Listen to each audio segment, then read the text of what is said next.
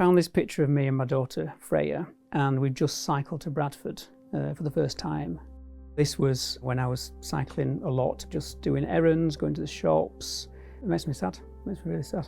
I hate talking about the kids and the things that I can no longer do with the kids. Is the thing that upsets me the most.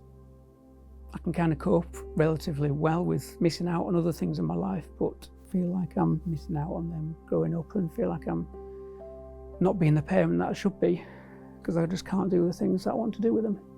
It's just really upsetting. If you break your leg, you've got a rough idea that in a few months' time, it'll have healed. You'll be back to something like normal. Cough or a cold, you're going to be better in a few days. You've got a sense of where it's going with other illnesses, but with this, it's so new, we just don't know. Some people are recovering, lots and lots and lots aren't recovering.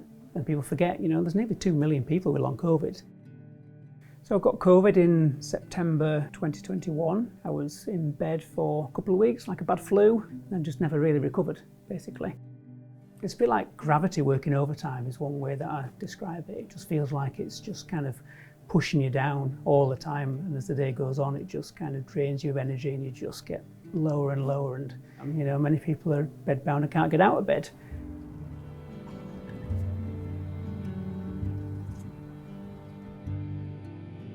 So this is my guitar that I've had for 20 odd years. It's been on the road a lot, it's well worn away, well used. There I am. Back when I had some hair. There really is a physical thing in the fatigue. I get aches and pains within my calves and my thighs if I've walked a very short distance.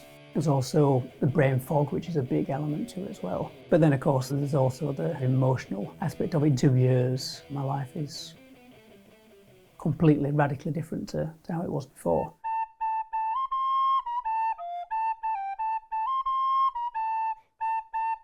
I think before I got ill, I was really busy doing lots of stuff. So I was always at meetings and going out for events and things, and all band practice and loads of stuff.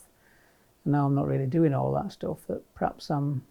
Get loads of time with you. Yeah, I'm at home more, aren't I? You see me more, perhaps? Yeah. That's a good thing, right? Yeah. I guess it's okay now because we know what we need to do to help. We know how to get around things that can't happen. So over time, gradually, you've got used adapted to it. Yeah, adapted to it. Yeah, I think you're pretty adaptive and flexible, and wish I could do more with you. Wish I could come and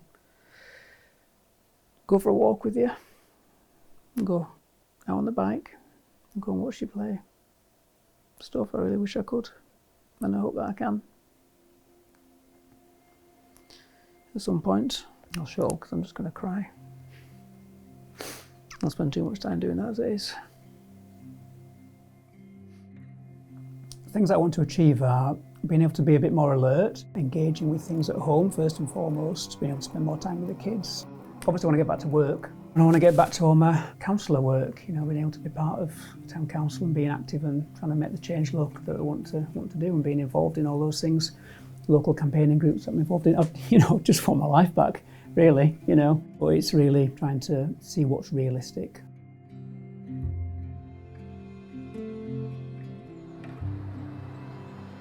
We're going to a cafe just down the road because it's Jake's birthday in a few days. It's the first time I've been out of the house to do anything like this for nearly 6 months. It's a bit of a trial really, see how it goes. Normally, if I was well, I just would not even consider going in the car for such a short distance. But, when I can't even walk 100 metres down the road, then it's just not a possibility at the moment.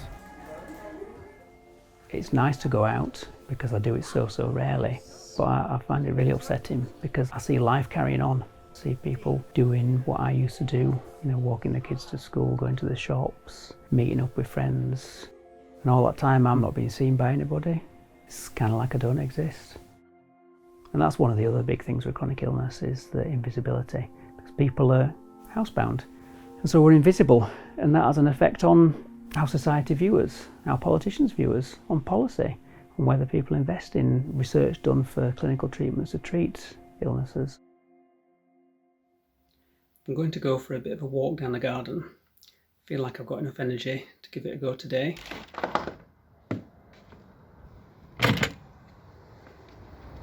You see the deer down there?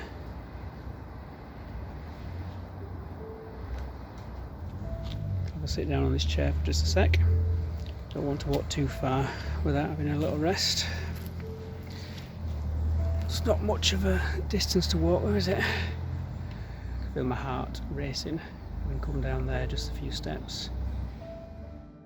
But I thought when we started doing this that this might be a relatively short thing, really, that over a few months we might see some improvement in my health to the point where I'd be going out of the house and starting to take part in, normal day-to-day activities, perhaps going back to work and starting all those kind of things.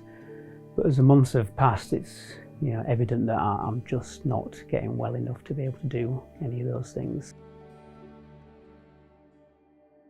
Because I've been lying down, doing next to nothing for the last year, my body's obviously now quite deconditioned. So the advice from the long COVID physio is to start doing just a little bit of targeted exercise. And by exercise, I mean really, really low-key movement, basically. To raise my leg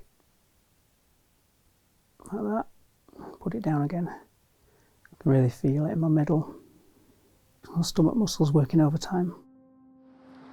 Quite hard kind of looking back over the last year and realising that my health has not changed. I'm still stuck at home. I very, very rarely go out, only for medical appointments, doctors, hospitals, tests, that kind of thing. I just think I'm coming to the end of the road with work at the moment. Probably in a few weeks I'll lose my job. It's not just about the job, it's what that says about my health. I'm just so poorly that I can't work. The pandemic's really not over for so many of us, and that the government is so focused on trying to get economic growth and get people back to work, could really invest in getting us back to work, not by cutting our benefits or trying to force us back to work, but actually investing in the research that will help drive treatments to actually get us well again. But there was no ring-fenced money for long COVID research in the budget. Complete missed opportunity. There's a limit to what I can achieve on my own. It shouldn't be down to us as individuals to sort this out. This is a system-wide problem that needs sorting out. And it's just not happening quick enough.